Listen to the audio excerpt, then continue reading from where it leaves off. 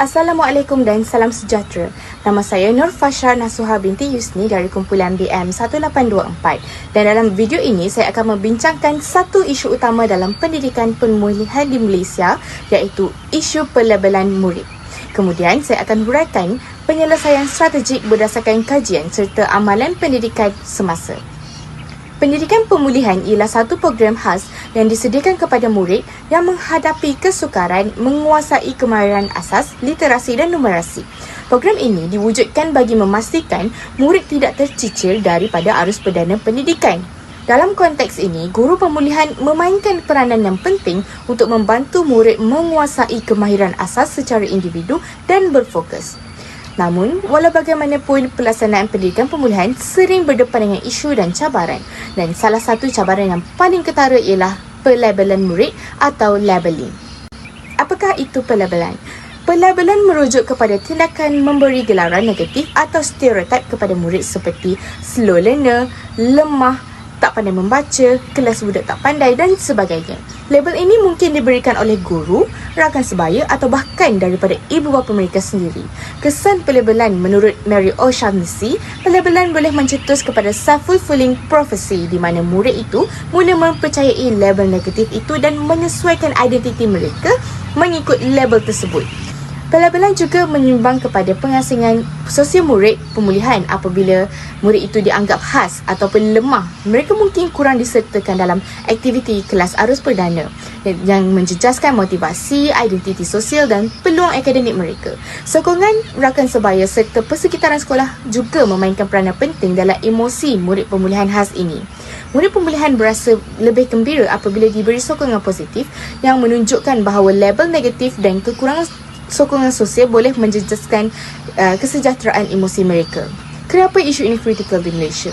Menurut Kementerian Pendidikan Malaysia, pelabelan masalah pembelajaran wujud dalam sistem saringan murid, tetapi tanpa intervensi dan pemahaman yang betul, label boleh disalah tafsir dan menjejaskan hak murid. Dari sudut persepsi guru, kajian oleh Jennifer dan rakan-rakan juga mendapati bahawa ramai guru pemulihan mempunyai tahap pengetahuan sederhana sahaja tentang pendidikan inklusif dan MBK, iaitu murid berkeperluan khas yang boleh menyumbang kepada label yang tidak konstruktif. Untuk melihat isu ini, mari kita gambarkan satu situasi realistik. Seorang murid tahun 2 bernama Amir ditempatkan dalam program pemulihan khas kerana masih belum menguasai kemahiran membaca tahap asas. Pada satu hari, seorang guru subjek arus perdana berkata kepada rakan-rakan sekelasnya, Amir lambat sikit, sebab itu dia masuk kelas pemulihan. Kenyataan ringkas ini didengari oleh Amir. Sejak hari itu, Amir menjadi lebih pendiam, enggan membaca kuat di dalam kelas dan enggan berinteraksi dengan rakan sebayanya. Dalam masa beberapa bulan, pencapaian Amir semakin merosot, walaupun program pemulihan telah membantu meningkatkan kemahirannya. Situasi ini menunjukkan bagaimana pelabelan yang kelihatan ringkas boleh menjejaskan perkembangan emosi dan pembelajaran murid secara berterusan. Dalam menangani isu pelabelan murid pemulihan, terdapat beberapa penyelesaian strategik yang boleh diambil oleh pihak sekolah, guru dan ibu bapa. Yang pertama, membangunkan kesedaran profesional dalam kalangan guru. Guru adalah individu yang paling hampir dengan murid. Oleh itu, kesedaran profesional perlu diberi tumpuan. Guru perlu dilatih untuk menggunakan bahasa yang membina dan bukan merendahkan. Contohnya, bahasa yang positif seperti awak sedang berkembang atau kita cuba cara lain. Membantu murid membina citra diri yang sihat. Sebaliknya, komen seperti awak lemah membaca atau ini murid pemulihan boleh menjadi label kekal dalam minda murid. Mengelakkan pengelasan murid secara terbuka. Guru yang menyebut kategori murid secara terang-terangan, contohnya, yang lambat, datang sini, membuatkan murid berasa diri kurang. Kesedaran profesional bermaksud memahami bahawa murid sangat sensitif terhadap kategori akademik. Menerapkan amalan growth mindset, iaitu percaya bahawa semua murid boleh berkembang dengan sokongan yang betul.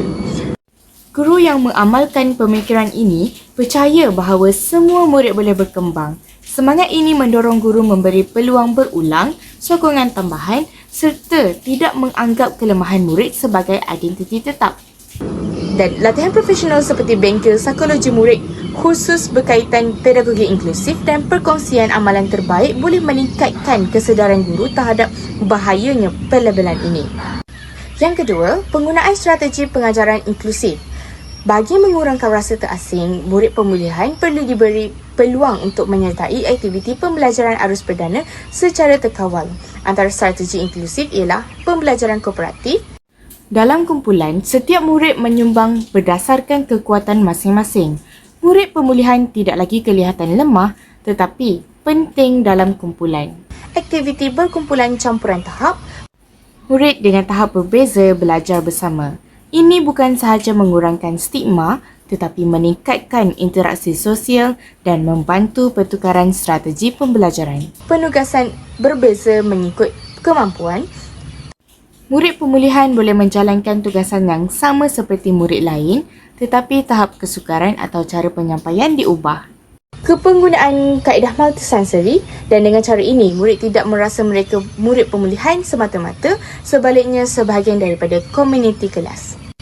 Yang ketiga, kerjasama ibu bapa dan komunikasi beretika. Ibu bapa perlu diberi penerangan yang betul mengenai tujuan program pemulihan ini. Komunikasi guru dengan ibu bapa hendaklah beretika dan berfokus pada perkembangan murid berbanding kelemahannya. Apabila ibu bapa memahami matlamat sebenar program, mereka akan lebih berhati-hati dalam menggunakan istilah negatif di rumah dan lebih aktif menyokong anak-anak mereka. Yang keempat, persekitaran fizikal dan psikososial yang selamat. Sekolah boleh mewujudkan budaya positif melalui poster motivasi, kempen anti-pelabelan, program sokongan rakan sebaya, sudut pembelajaran yang menarik dan tidak mengasingkan. Apabila murid berasa selamat, dihargai dan tidak dihakimi, mereka lebih berani mengambil risiko dalam pembelajaran. Yang kelima, pemantauan dan penilaian berterusan. Guru pemulihan boleh menjalankan pemantauan berkala melalui rekod anekdot yang memaparkan perkembangan kecil tetapi penting, iaitu dengan meminta murid mencatatkan sebuah catatan harian sepanjang sesi pembelajaran. Penilaian formatif, iaitu guru tidak menunggu ujian akhir untuk mengetahui kelemahan murid. Maklum balas segera membantu mengelakkan murid tertinggal jauh. Pemerhatian tingkah laku. Guru boleh mengenal pasti sama ada murid mula hilang minat atau rasa terasing. Ini membolehkan intervensi awal dibuat. Refleksi perkembangan murid. Guru perlu bertanya, adakah strategi saya membantu? Adakah saya tanpa sedar memberi label kepada murid? Refleksi menyebabkan perubahan berterusan yang memberi manfaat kepada murid dan guru secara tidak sedar. Pemantauan membantu guru menilai kesan intervensi secara berterusan dan menyesuaikan strategi bagi mengurangkan kesan pelabelan. Baiklah, sebagai kesimpulan, pelabelan merupakan satu isu besar dalam pendidikan pemulihan di Malaysia kerana ia memberi kesan langsung secara terhadap motivasi, identiti diri dan pencapaian murid. Walaupun murid diletakkan dalam program pemulihan untuk membantu mereka, pelabelan negatif boleh melemahkan usaha tersebut. Oleh itu, penyelesaian mesti dilaksanakan secara menyeluruh melalui latihan profesional guru, pendekatan pengajaran inklusif, penyertaan ibu bapa, suasana sekolah yang positif serta pemantauan secara berterusan. Dengan usaha yang bersepadu, kita dapat memastikan program pemulihan benar-benar berfungsi untuk membangunkan potensi murid, bukan mengekang mereka dengan persepsi yang negatif. Sekian, terima kasih.